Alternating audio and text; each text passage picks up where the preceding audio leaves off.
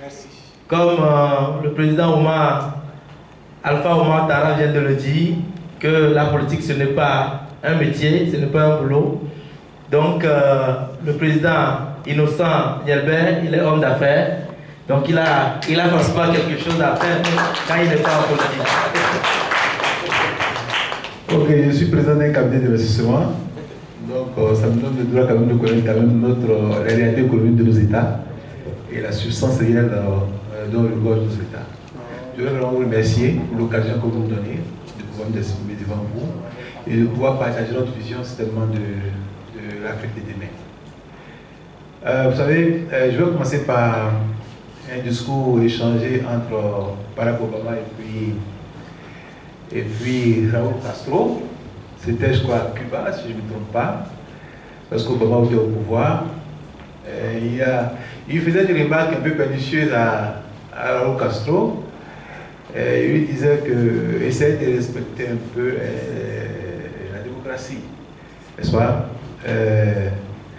Quand il a dit ça, Raúl Castro lui a dit, Monsieur le Président, j'ai bien compris votre remarque, mais je vous inviterai, au-delà des droits politiques et civils pour lesquels vous dansez, je vous inviterai, vous, à respecter les droits économiques et sociaux. Vous voyez, quand il a dit ça, Obama s'est calmé, il n'a plus rien dit. Parce que c'est là la pertinence des questions idéologiques qui sous-tendent les questions politiques. Droits économiques et sociaux, droits politiques et civils. Démocratie là, il n'y a pas son moitié, il n'y a pas son moitié, c'est un ensemble. C'est le paradoxe de notre humanité et les différents états dans lesquels nous sommes dans le monde. Tu prends Dubaï, que je connais bien, qui fait partie des Émirats Arabes Unis. Voilà un endroit, il y a 25 ans, qui ne ressemble à rien. Mais aujourd'hui, tu vas voir Dubaï, après Singapour, c'est les barons en termes de développement dans le monde. Les grandes États américains sont là-bas. Mais tu vas à Dubaï, les droits économiques et sociaux sont propres. Il n'y a rien à dire. Mais les droits politiques et civils, tels que érigés, ne sont pas tant respectés là-bas. Tu vas aux États-Unis, tu te rends compte que les droits politiques et civils semblent être pris en compte. Mais les droits économiques et sociaux, ce n'est pas le cas. Va en France, le mouvement des gilets jaunes et autres, les gilets oranges, tout ce que tu veux, démontre clairement que les droits économiques et sociaux ne sont pas respectés. Est-ce qu'il y a une démocratie et puis il y a une autre démocratie? Je nous interpelle pour dire qu'il ne faudrait pas se faire de mauvais sang. Les peuples construisent leur histoire. On ne construit pas une histoire d'un peuple à sa place. Ce n'est pas possible. Et nos États vont construire leur histoire sur la base de la maturité politique de leur peuple. L'Afrique est sur le bon chemin, contrairement à ce qu'on croit. Les mutations s'opèrent vis-à-vis de l'histoire des peuples et des réalités. Quel est le défi de notre génération? Le défi de nos pères fondateurs a été d'amener nos États à la décolonisation. Le défi de nos pères avant nous a été d'amener nos États à la démocratie en griffe, donc au multipartisme, si vous voulez. Mais notre défi à nous, c'est d'amener nos États au développement. Je ne dis pas émergence, au développement. C'est notre défi, nous qui sommes assis devant vous. Mais on le fait comment? On le fait comment? C'est la base de quoi? Mais quand on parle de gouvernance politique, mais la gouvernance politique là, c'est un instrument qui sert à atteindre un objectif. Mais quels sont les objectifs qu'on va atteindre? L'objectif, pour nous, c'est de construire des États innovants, modernes, prospères, où le bien-être partagé est une réalité. Ça, c'est ce qu'on doit réaliser. Parce que qu'est-ce que nos peuples attendent de nous? C'est pas autre chose. Les peuples africains attendent de ne plus être dans ce taux de pauvreté que nous connaissons, cette paupérisation avancée. On s'en va dans des villages, il n'y a même pas le minimum pour se déplacer d'un endroit à un autre. Les infrastructures n'existent pas. On est dans un sous-développement qui ne dit pas son nom. Mais pourtant, nos États ont les plus grandes richesses au monde. Nos pays sont les plus riches au monde. Je l'ai dit sans hésitation en tant que chef d'entreprise qui investit. Je rencontre des collègues partout dans le monde. Mais où ils veulent partir, c'est où? À Djawan. Eux tous, ils veulent partir où? Ils veulent venir ici. Le Togo est plus riche que la France. Je mesure dans plein de propos. Et puis, mais pourquoi on est dans cet état-là? Pourquoi la valeur réelle de ce qu'on est ne transparaît pas? Pourquoi ce que tu as en toi n'arrive pas à exploser, à te faire sublimer à ce que tu veux être? Pourquoi? Qu'est-ce qui se passe? Le défi est tout entier. La gouvernance politique, c'est les régimes politiques. C'est les États qui ne sont plus forcément unitaires, comme on le connaît.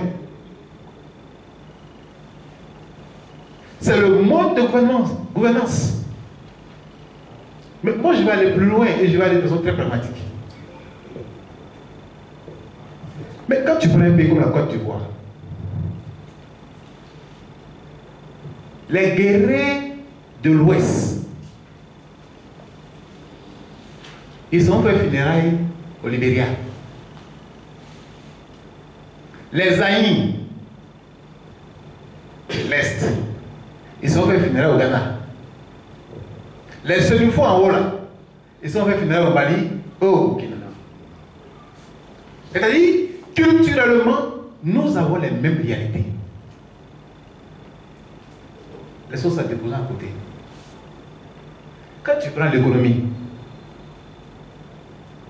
tu commences à creuser l'or à partir de Gondiali, tu te rentres bien dans le sol, tu vas sortir de l'autre côté au Mali. Tu commences à creuser l'or à partir de Wangolo, tu sors de l'autre côté au Burkina. Tu creuses vers Bondoukoula, ça sort à la frontière, ça rentre dans le Ghana. Tu as le cacao en Côte d'Ivoire, tu as le cacao au Ghana, les deux plus producteurs au monde. Mais pourquoi est-ce que de tout ce que je vous cite, on n'arrive pas à avoir la maîtrise de ces richesses? On n'arrive pas à avoir la maîtrise, la fixation des prix de ces richesses au niveau international. Pourquoi?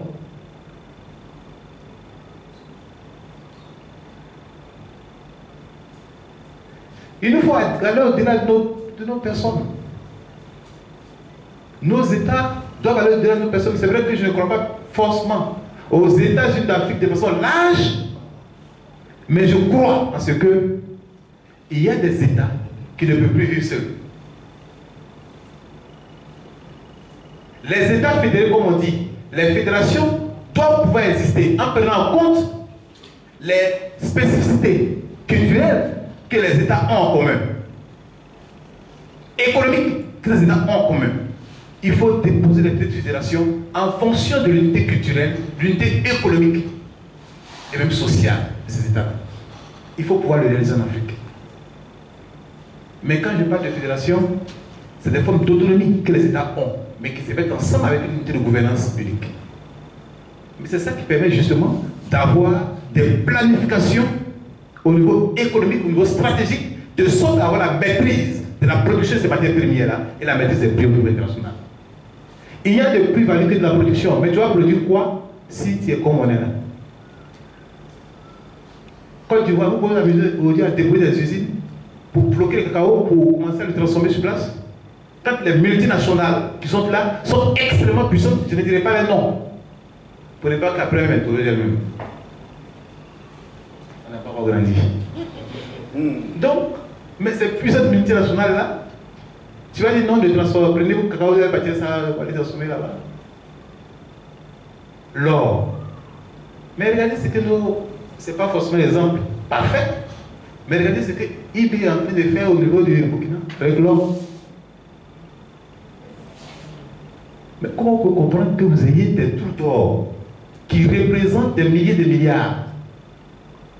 Et puis, vous n'êtes pas influent dans le monde. Pourquoi? C'est pas possible. Qu'est-ce que c'est que l'or? L'or là, c'est l'actif là que les gens ont qui fait la valeur de la monnaie. C'est ça qui fait qu'ils prennent des dettes en désordre. Et puis ça peut avoir 200% de taux d'endettement de son PIB. Et vous allez savoir votre sol, et vous prendre dette, on vous fixe des taux d'intérêt élevés.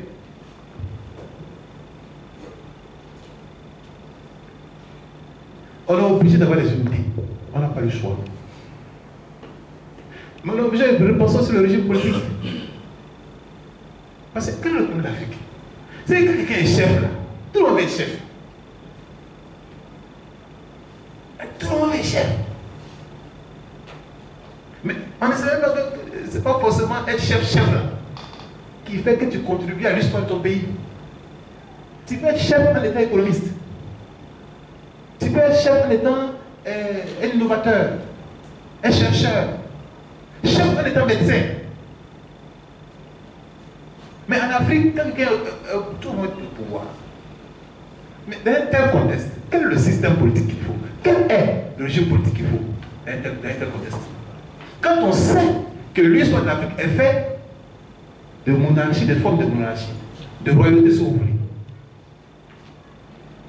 Donc, qu'est-ce que vous avez posé comme système?